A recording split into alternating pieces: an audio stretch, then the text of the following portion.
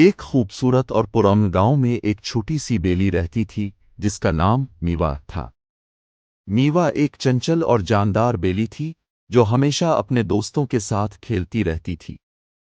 इसकी रंगत हल्के नारंगी और सफ़ेद धब्बों वाली थी और उसकी आंखें बहुत चमकदार और तजस्सुस से भरी हुई थीं। गांव में सब जानते थे कि मीवा बहुत तजस्सुस वाली बेली है। वो हमेशा हर चीज़ में दिलचस्पी रखती थी और हर नई चीज़ के बारे में जानने की कोशिश करती रहती थी। गांव में जहां भी कोई नया वाकया होता, मीवा फौरन वहां पहुंच जाती थी। एक दिन मीवा गांव के किनारे एक कदीम दरख्त के नीचे खेल रही थी। वो दरख्त बहुत बड़ा और पुरस्कार था और उसके तने में एक छोटा सा दरवाज़ा था जो कभी न खिलता था। मीवा ने हमेशा इस दरवाजे को अजीब समझा था, लेकिन आज कुछ खास महसूस हो रहा था। आज मैं देखूंगी कि ये दरवाज़ा कहाँ जाता है, मीवा ने कहा और दरवाज़ा खोलने की कोशिश की। ये दरवाज़ा आहिस्ता से खुल गया और अंदर की एक पुरस्कार रोशनी ने मीवा का इस्तकबाल किया। मीवा का दिल तेज तेज धड़क रहा था, मगर उसने अपने तजस्सुस को मज़ीद बढ़ाया और अंदर दाखिल हो गई। जैसे ही वो अंदर गई, दरवाज़ा खुद ब खुद बंद हो गया और वो एक पुरस्कार जगह में पहुंच गई। ये एक जादुई जंगल था जहां दरख्तों के नीचे नीले रंग की झाड़ियां और सुर्ख फूल खिल रहे थे। हवा में एक खास खुशबू फैल रही थी जो मीवा को बहुत पसंद आई। वो खुद को एक और ही दुनिया में महसूस करने लगी थी, जैसे वो किसी कहानी का हिस्सा बन चुकी हो।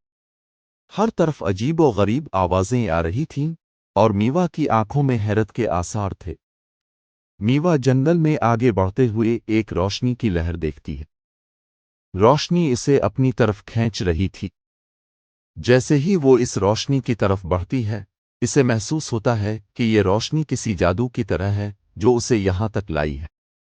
कि ये रोशनी मुझे कुछ खास बताने वाली है, मीवा ने खुद से सवाल किया। मीवा जब रोशनी के करीब पहुंची, उसने एक छोटा सा जादुई दरवाज़ा देखा जो एक पहाड़ की तरफ जा रहा था। मुझे यहाँ जाना चाहिए, मीवा ने सोचा, लेकिन इसका तजस्सुस इसे वहां जाने के लिए मजबूर कर रहा था।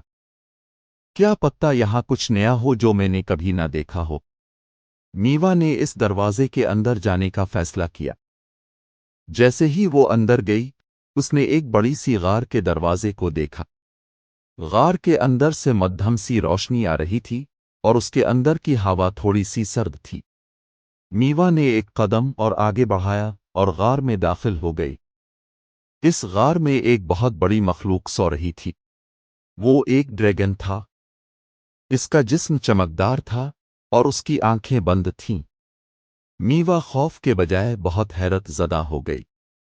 ये क्या? ये मखलूक कितनी अजीब है, मीवा ने खुद से कहा। मैं यहाँ क्यों आई? ड्रैगन की आंखें अचानक खुल गईं और वो मीवा को घूम कर देखने लगा।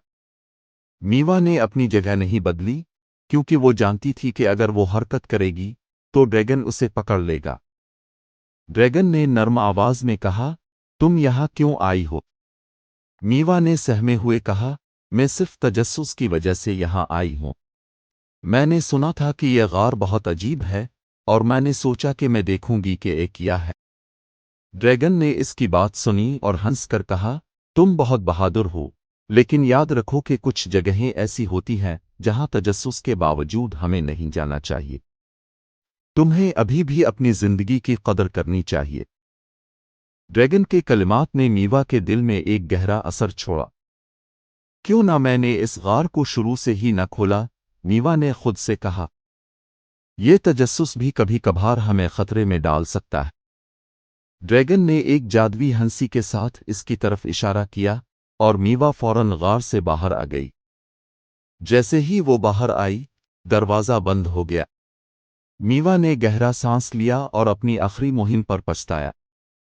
उसने सीखा कि तजस्सुस ज़रूर अहम है, मगर कभी कभार हमें अपनी हिफाजत को पहले रखना चाहिए।